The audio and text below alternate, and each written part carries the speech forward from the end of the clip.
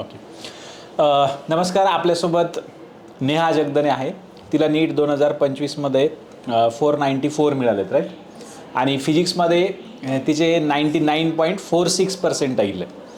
तर आपण तिला विचारणार आहोत की आपल्या क्लासमध्ये तांगडेज फिजिक्समध्ये तुला काय असं वेगळं वाटलं की ज्याच्यामुळे तुझा एवढा चांगला रिझल्ट आला?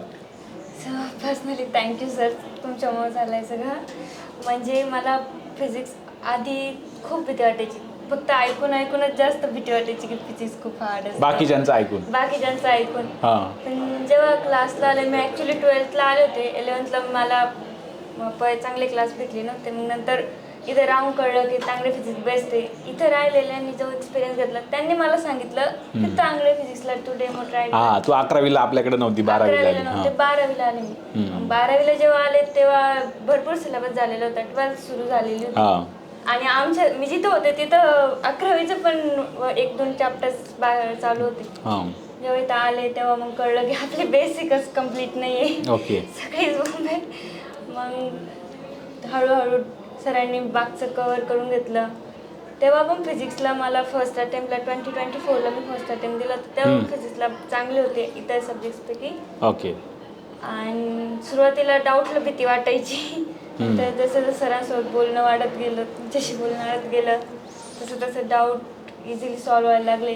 आणि सरांकडे जेव्हा आपण डाऊटला जातो तेव्हा काय तुम्हाला येतं या क्वेश्चनमधलं, काय राहिलंय हे जेव्हा आपल्याला कळतं, नाही तर काही नुसतंच डाऊट आहे तो असा राहू. हां, बरोबर आहे. म्हणजे एक्झॅक्टली माहीत पाहिजे की प्रश्नामध्ये काय कुठे अडकलंय आपलं. सॉल्व केलेलं घेऊन यायची मी सरांकडं. त्याच्यामुळे फिजिक्समध्ये कॉन्फिडन्स बिल्ड होत गेला. जेव्हा केमिस्ट्रीची खूप भीती वाटायची, पण फिजिक्सची एकदम नाहीशी होऊन गेली होती. ओके. तू ज्युनियर्सला काय ॲडवाईस करशील? 2 किंवा 3 अशा गोष्टी की ज्या तुम्ही फॉलो केल्या किंवा केल्या नाही तर तुम्ही सिलेक्ट होऊ शकता. फर्स्ट, बॅकलॉग कधी पडून द्यायचा नाही. माझा 11th माझी बेस्ट होती, मग 12thला इतका बॅकलॉग होता की मी बॅकलॉग सोडून 12th जरी केलं असतं तरी फर्स्ट अटेम्प्टमध्ये मला चांगले मार्क आले असते. बॅकलॉगचं बोधरेशन घेतलं मी जास्त. ओके. म्हणजे जर बॅकलॉग पडला असेल तर त्याला तसंच ठेवायचं, जे क्लासमध्ये सुरू आहे ते कंटिन्यू करायचं. आणि सेकंड, सरांशी डाऊटला रेग्युलरली जायचं. हां, डाऊट रेग्युलर विचारायचे. गुगलवर डाऊट बघितले चालतात का?